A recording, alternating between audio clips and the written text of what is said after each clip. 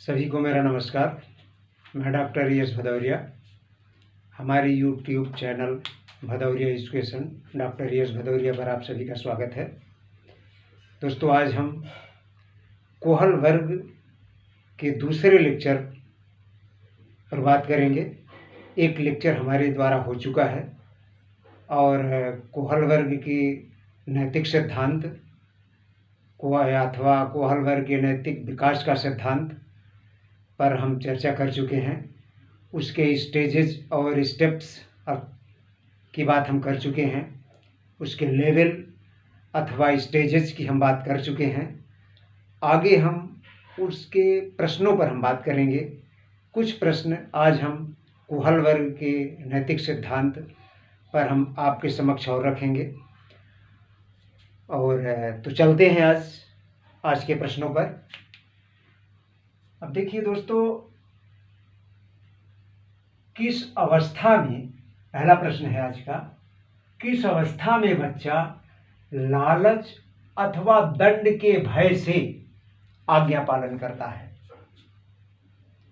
किस अवस्था में बच्चा लालच अथवा दंड के भय से आज्ञा पालन करता है? यह प्रश्न अगर आता है तो इसका आंसर होगा आज्ञा एवं भय की अवस्था। आज्ञा एवं भय की अवस्था हमने बताया था प्री कन्वेंशनल स्टेज में। हमने आज इसीलिए यहाँ पे भी हमने ये लिख दिया है। ये आपके लेवल हैं, तो 3 लेवल हैं, प्री कन्वेंशनल, कन्वेंशनल और पोस्ट कन्वेंशनल, 3 स्टेज हैं। तो इसमें ये 2 इसके स्टेजेस हैं, ऑर्डर एंड पनिशमेंट और ईगो। तो अगर इसमें विकल्प कैसा है, आज्ञा एवं भय की अवस्था लिखा हुआ है, तो आप आज्ञा एवं भय की अवस्था को टिक करेंगे। अगर आज्ञा एवं भय की अवस्था नहीं लिखा हुआ है, प्री कन्वेंशनल अथवा पूर्व परंपरागत हिंदी में अगर लिखा हुआ है तो उसको टिक करेंगे। पूर्व परंपरागत की ये जो स्टेज है, ऑर्डर एंड पनिशमेंट, तो उसी अवस्था में बच्चा दंड अथवा भय से आज्ञा पालन करता है। अगला प्रश्न है, किस अवस्था में बच्चा उद्देश्य पूरा करने के लिए झूठ बोलना प्रारंभ कर देता है? अगर बच्चे को कोई उसका हित टकरा गया कि हमको ये काम करना है, तो फिर बच्चा वो अपना काम करने के लिए आपसे झूठ भी बोलना प्रारंभ कर देता है। तो कौन सी अवस्था होती है? वो होती है अहंकार की अवस्था, स्टेज ऑफ ईगो। अगर अहंकार की अवस्था लिखा हुआ है तो उसमें आपको टिक करना है। अगर प्री कन्वेंशनल स्टेज लिखा है तो उसमें आपको टिक करना है, क्योंकि प्री कन्वेंशनल स्टेज की ही स्टेज ऑफ ईगो है।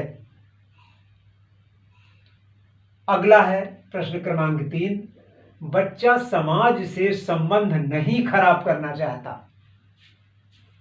बच्चा समाज से संबंध नहीं खराब करना चाहता, तो ऐसा किस स्टेज में करता है? वो समाज के साथ संबंध की अवस्था। समाज के साथ संबंध की अवस्था, रिलेशन विथ सोसाइटी। अगर ये लिखा हुआ है तो आप इसमें टिक करिए, और यदि लिखा है पोस्ट कन्वेंशनल स्टेज तो आप पोस्ट कन्वेंशनल स्टेज में टिक करेंगे, जैसा आपका विकल्प हो। तो बच्चा पोस्ट कन्वेंशनल स्टेज में, अर्थात रिलेशन विथ सोसाइटी, इस स्टेज में बच्चा समाज के साथ संबंध अपना नहीं खराब करना चाहता। ये समाज के साथ संबंध की अवस्था भी इसे कहा जाता है। तो या हिंदी में उत्तर परंपरागत अवस्था भी बोल सकते हैं। तो आपको जो सही लगे, पोस्ट कन्वेंशनल स्टेज या उत्तर परंपरागत अवस्था, अथवा रिलेशन विथ सोसाइटी, जो भी आपको समझ में आए वो कर सकते हैं, एक ही चीज है। अगला प्रश्न है, बच्चा सामाजिक नियमों का पालन करता है। बच्चा सामाजिक नियमों का पालन करने लगता है, वो कौन सी अवस्था होती है? बच्चा सामाजिक नियमों का पालन करने लगता है तो वो यही अवस्था होती है समाज के साथ संबंध की अवस्था, अर्थात पोस्ट कन्वेंशनल स्टेज। ये पोस्ट कन्वेंशनल स्टेज या उत्तर परंपरागत अवस्था, इस अवस्था में बच्चा सामाजिक नियमों का पालन करने लगता है। अब हम अगले प्रश्न पर चलते हैं। तो दोस्तों ये एज की भी ध्यान रखिएगा। ये जो प्री कन्वेंशनल स्टेज होता है ये 4 से 10 होता है। हमने पहले लेक्चर में आपसे चर्चा किया था, पुनः हम चर्चा किए देते हैं। कन्वेंशनल स्टेज जो होती है वो 10 से 13 के बीच की होती है और पोस्ट कन्वेंशनल स्टेज जो होती है वो 13 से ऊपर की होती है। एवं ये आपको ध्यान रखना है। तो इस तरह से बच्चा 4 वर्ष के ऊपर बच्चे का नैतिक विकास होने लगता है। इसीलिए कोहल वर्ग ने 4 वर्ष के पहले नैतिकता और अनैतिकता की बात नहीं है कही है। अब देखिए, नैतिकता की बात अगर हम करें तो नैतिकता, वास्तव में नैतिकता का प्रमाण कहाँ मिल जाता है? तो नैतिकता का प्रमाण बुरे दिनों में मिलता है। ये एक कहानी हम थोड़ा सा बता दें। नैतिकता का प्रमाणीकरण कहाँ पे मिलता है? हाइंज की हम चर्चा करते हैं। हाइंज ने एक बहुत विकट परिस्थिति से जूझा। उसकी पत्नी बीमार हो गई थी। हाइंज एक व्यक्ति था, उसकी पत्नी बीमार हो गई और उसके इलाज के लिए जो मेडिसिन लेना था वो मेडिसिन बहुत महंगी थी और उसके पास पैसे नहीं थे। और जब वो मेडिकल स्टोर में जाता है तो इतना महंगी थी वो मेडिसिन कि वो ले नहीं पाता है। और मौका पाने पर रात में वो क्या करता है कि उस तोड़ करके स्टोर के दरवाजा को, उसके खिड़की को तोड़ करके वो दवाई ले आता है। अब देखिए यहां पर वो क्या कहेंगे आप, वो नैतिक था कि अनैतिक था, ये आप सोचेंगे। तो नैतिकता का परीक्षण बुरे दिनों में होता है। नैतिकता सामान्य दिनों में जब मौका ही न मिला तो सभी नैतिक होते हैं। और इस प्रकार का जो हाइंज ने कृत्य किया उसको आप किस श्रेणी में रखेंगे उसको आप सोचिएगा। तो दोस्तों एक यहां दुविधा, डिलेमा उत्पन्न होता है, हम क्या करें और क्या न करें। ऐसी स्थिति में नैतिकता यदि आपकी बनी रहेगी तो वही है शुद्ध नैतिकता। तो यहां पर डिलेमा उत्पन्न होता है, दुविधा की स्थिति उत्पन्न होती है और उस दुविधा में व्यक्ति नैतिक कार्य कर लेता है तो पहचान होती है कि यह व्यक्ति नैतिक है।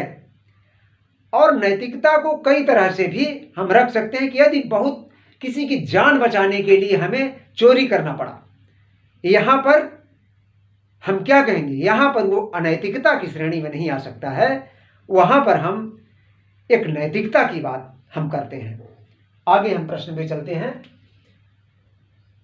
अब देखिए क्वेश्चन नंबर 5 है, समाज के लिए अच्छे बुरे का ज्ञान हो जाता है। तो समाज के लिए अच्छे बुरे का ज्ञान हो जाता है, वो कौन सी अवस्था होती है? सार्वभौमिक संबंध की अवस्था। सार्वभौमिक संबंध की अवस्था क्या होती है? Universal relation, stage of universal relation. ये किसका स्टेज है? वो पोस्ट कन्वेंशनल स्टेज का ही है। तो अगर ऐसा लिखा है सार्वभौमिक संबंध की अवस्था तो आप उसमें टिक करेंगे। अगर यूनिवर्सल रिलेशन लिखा हुआ है, stage of universal relation, that is same, ये दोनों एक ही हैं। और यदि ये नहीं लिखा है सार्वभौमिक संबंध की अवस्था या universal relation, post conventional stage लिखा हुआ है तो आप ये लिखेंगे पोस्ट कन्वेंशनल स्टेज। यानी उत्तर परंपरागत अवस्था। अगला प्रश्न है, बच्चा अपने विवेक अथवा मन से कार्य करने लग जाता है। बच्चे को ना तो किसी इनाम की आवश्यकता है, ना किसी एप्रिसिएशन की आवश्यकता है, न किसी दंड की आवश्यकता है। बच्चा अपने मन से और अपने विवेक से कार्य करने लग जाता है, तो वह अवस्था है सार्वभौमिक संबंध की अवस्था, यानी यूनिवर्सल रिलेशन की अवस्था। अगर लिखा है पोस्ट कन्वेंशनल स्टेज अथवा उत्तर परंपरागत अवस्था, तो आप वही लिखेंगे। बच्चा अपने मन से कार्य करने लग जाता है, तो यही है ये चीज। अब प्रश्न नंबर 7 है, बालक अपने लिए तथा अपनी जिद के लिए कार्य करता है। बालक आपके लिए कार्य नहीं करता है, बालक समाज के लिए कार्य नहीं करता है, बालक अपनी प्रतिष्ठा के लिए कार्य नहीं करता है, बालक अपनी जिद के लिए और अपने लिए कार्य करता है, तो वो है 4 से 10 वर्ष की अवस्था, that is pre conventional stage. इस अवस्था में प्री कन्वेंशनल स्टेज यानी 4 से 10 वर्ष की अवस्था में बच्चा अपने अथवा अपनी जिद के लिए कार्य करता है। अब हम आते हैं प्रश्न नंबर 8 पर। बालक प्रशंसा प्राप्त करने के लिए कार्य करता है। प्रशंसा प्राप्त करने के लिए। अब बालक थोड़ा बड़ा हो जाता है और अब उसके प्रशंसा की भी इच्छा होती है और अपने प्रशंसा प्राप्त करने के लिए वह कार्य करता है, तो उसको कहते हैं प्रशंसा की अवस्था। और प्रशंसा की अवस्था किस लेवल पर है, तो वो प्री कन्वेंशनल लेवल पर है। और प्रशंसा की अवस्था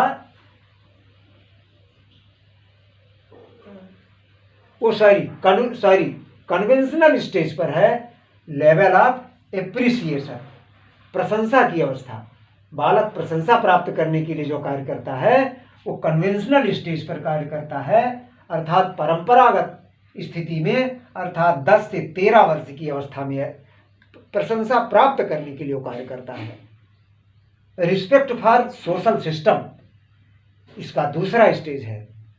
तो एप्रिसिएशन के लिए वो कार्य करता है, प्रशंसा प्राप्त करने के लिए कार्य करता है। आज का हमारा 9वां और अंतिम प्रश्न है, सामाजिक नियमों तथा स्वयं के विवेक को शामिल कर कार्य करने लगता है बच्चा। सामाजिक नियमों को ध्यान में रखता है और स्वयं के विवेक को भी ध्यान में रखता है, और दोनों को ध्यान में रखकर कार्य करने लगता है बच्चा। तो कौन सी अवस्था होती है, वो उत्तर परंपरागत अवस्था होती है। इसको कहते हैं पोस्ट कन्वेंशनल स्टेज, उत्तर परंपरागत अवस्था। इस प्रकार से दोस्तों आज का हमारा ये लेक्चर यहीं पे समाप्त होता है, और आपसे अनुरोध है कि आप हमारे चैनल से जुड़े रहेंगे। हमारे चैनल को आप डेली देखेंगे, आपको बहुत अच्छे अच्छे क्वेश्चन मिलेंगे। हम देखते हैं, हमें आपसे पैसा नहीं चाहिए कि हमें आपसे पैसा चाहिए। मैं गवर्नमेंट एम्प्लॉय हूँ और मुझे पर्याप्त शासन पैसा देता है। आपके स्नेह और प्यार की आवश्यकता है हमें, और हमारा जो उद्देश्य है वो आपको सक्सेस करना और आपकी सफलता हमारा उद्देश्य है। इस आशय से आप हमारे इस चैनल को डेली देखेंगे और आप इसे सब्सक्राइब करेंगे। धन्यवाद।